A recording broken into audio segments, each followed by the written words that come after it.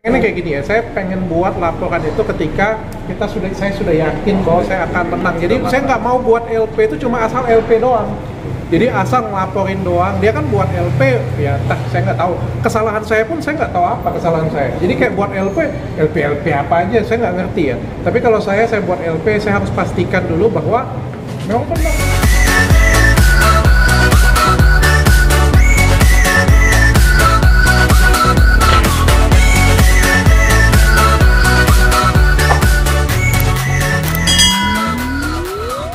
Laporin mantan pengacara saya, dan tadi juga kita sudah lapor ke Mabes Polri. Luar biasa sekali, diterima dengan baik, konsultasi juga tadi dilayani dengan baik. Ternyata Mabes juga tahu bahwa kasus ini viral banget, dan saya juga cerita sebagai korban dan disambut, dan akhirnya saya buat LP. Oke. Laporannya terkait apa nih, Dok? Terkait penipuan. Pasal 383 terkait masalah gelar yang dimana kami menduga terlapor ini keabsahannya dalam melaksanakan pekerjaannya. Oh, ini firman sudah cukup lama ya, dari beberapa minggu yang lalu. Kenapa baru laporin sekarang sih, Pak? Iya, memang anak muda yang keluarnya terakhir. Yang penting menang terakhir ya.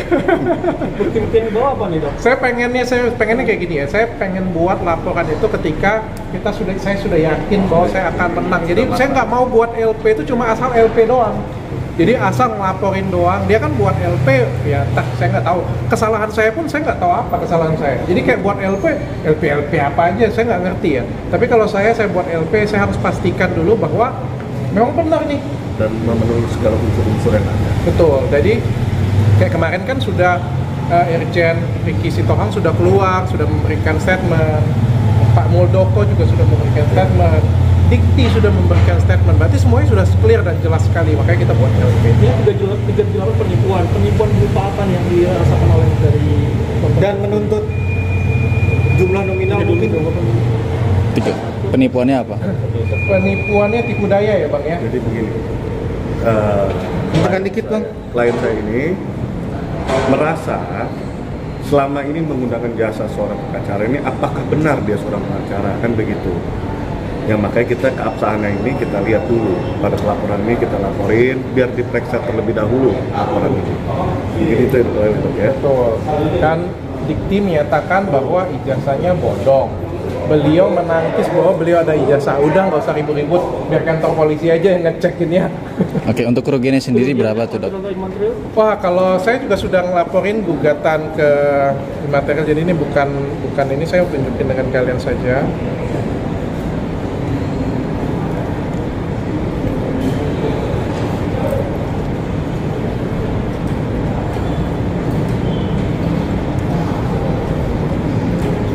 Jadi ini gugatan perdata kita sudah masukkan. Jadi kita sudah masukkan rekovensi itu dengan gugatan materialnya 2,5 miliar dan materialnya 500 miliar. Oke, boleh di zoom, Dok? Kemarin ini baru saja kita sudah kita gugat ya, kita gugat balik ya. Ya, dan kerugian saya pada LP ini adalah 2,5 miliar. Oke. Ini kan pelaporan juga kita mempunyai langkah-langkah sebelum untuk melaporkan mediasi. Apa sudah melakukan mediasi? Yes. Jadi nanti kita lihat dari laporan ini apakah beliau mau mediasi atau tidak. Tapi kan kembali juga kepada Dr. Richard, apakah mau bermediasi atau tidak. Gimana tuh, Dok? Waduh, kalau saya ditipu oleh pengacara bodong, saya merasa disakiti sekali ya, sampai semua jadi berantakan seperti ini, jadi besar dan melebar kemana-mana ya jadinya ya, gara-gara cuma bukan pengacara tapi ngaku-ngaku jadi pengacara, dan ini berbahaya sekali. Rugi waktu, rugi material juga. Sangat rugi sekali, makanya saya gugat baliknya 500 miliar, nggak main-main. Dan juga ini satu ya, tadi malam saya nonton podcastnya Dennis ya, ini saya mengutuk keras banget. Ini keterlaluan sih menurut saya, oknum pengacara yang sangat keterlaluan sekali, dan melakukan pelecehan seksual. Dan ini kelewatan dilakukan oleh orang yang katanya S3. Oh ya, saya lupa, ijazahnya bodong ya. Ya ini kelewatan. Kalau misalnya dilakukan oleh orang-orang yang nggak pendidikan di pinggiran jalan, saya masih bisa terima, saya masih oke lah. Ini orang S3, ini benar-benar menurut saya, sorry ya, ini benar-benar penjahat kelamin menurut saya. Ini keterlaluan.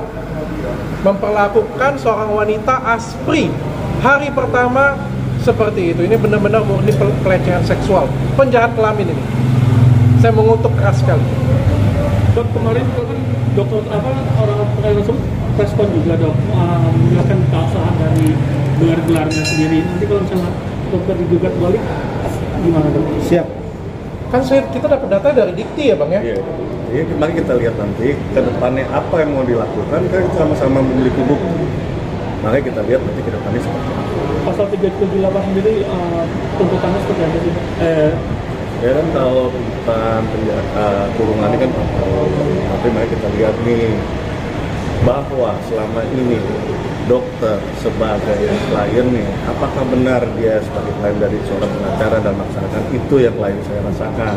Makanya pada saat beberapa waktu kemarin itu mulai terungkap, ya kan terungkap bahwa ada beberapa pernyataan dari Dikti sendiri, dari organisasi advokat sendiri yang sudah menyatakan bagaimana sih kok bisa menjadi lulus seorang advokat tetapi ijazahnya belakangan. Kan itu menjadi sebuah pertanyaan. Dan itulah yang ada di dalam yang dirasakan oleh klien saya. Makanya itu klien saya memakai haknya dia sebagai masyarakat untuk melaporkan. Dokter berarti bisa tuh dok, penipuan dan pencemaran nama baik juga bisa ya dokter? Betul, tapi saya nggak mau melaporkan pencemaran nama baik mungkin ya. Saya lebih pengen ke penipuannya saja deh, daripada nanti lebih panjang kalau pencemaran nama baik ya. Karena kan ini pasar agak sedikit abu-abu ya. Jadi saya lebih penipuan, dan ini terang benderang sih menurut saya. Tinggal nanti dibuktikan saja. Dikti sudah berbicara, kementerian sudah berbicara, nanti tinggal dia buktiin aja.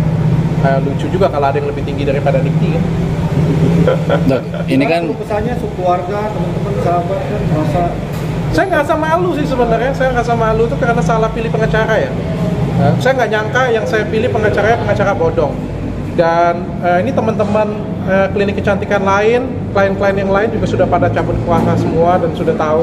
Ya paling enggak gara-gara saya beliau dapat banyak klien, dan karena saya juga orang sudah lihat seperti itu punya, dan akhirnya orang melihat ini sosok pengacara yang bodong juga, dan akhirnya supaya nggak ada korban lain, itu intinya sih. Jangan sampai ada korban yang lain mas. oke dok, ini kan kalau bisa dilihat tadi memakan waktu yang lama. Apa aja sih yang dokter katakan di dalam, yang laporkan di dalam? Tadi kita ini konsultasinya pertama ya, saya nggak pernah datang ke Mabes sih. Datang ke Mabes tadi konsultasi, diterima dengan baik, baik banget, pokoknya baik banget. Kita cerita, beliau juga sudah tahu bahwa kasus ini viral, jadi konsultasi diarahkan, akhirnya dibilang ini kita arahkan ke kasus penipuan. Dan ada bukti laporannya nggak dok? Benar ada. Siapa? Ambil Ya. boleh. Terus gimana nih dok kelanjutan kita yang kemarin di mana yang dia melaporkan dokter yang di sana tuh? Wah itu saya juga bingung, kasus apa yang dia laporin saya ya? Nah. Saya nggak ada pernah menjelek-jelekan beliau. Sok banget dia ngerasa saya ngomongin beliau. Jadi saya nggak tahu apa yang dilaporin, saya tunggu aja laporan. Kadang-kadang kan orang laporin kan adalah hak warga negara Indonesia. Tapi sampai sekarang saya nggak terima laporan, saya nggak terima panggilan. Oke. Kalau terkait bersih terus dengan artis KP, inisial KP, Saya no comment. gimana Pak? Saya no comment dulu kalau tentang itu. Terima Tapi kasih. komunikasi sama sekali nggak ada dari KP sendiri. Saya no comment untuk Kartika Putri.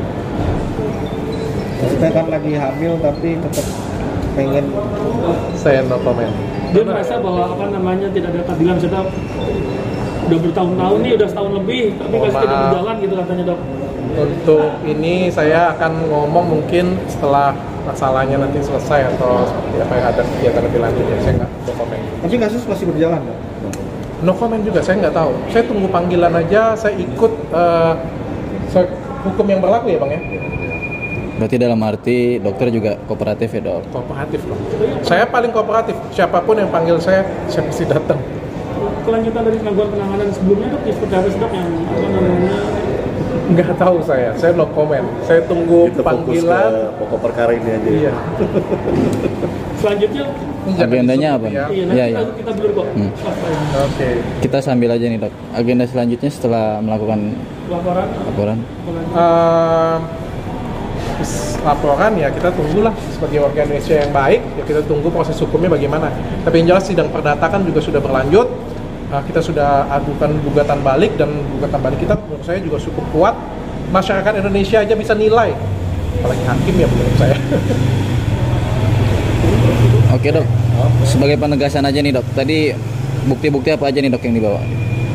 Ada beberapa dokumen yang kita disiapkan, nanti pasti dia penyidik yang melihatnya. Dokumen kontrak klien gitu ya? Ada juga.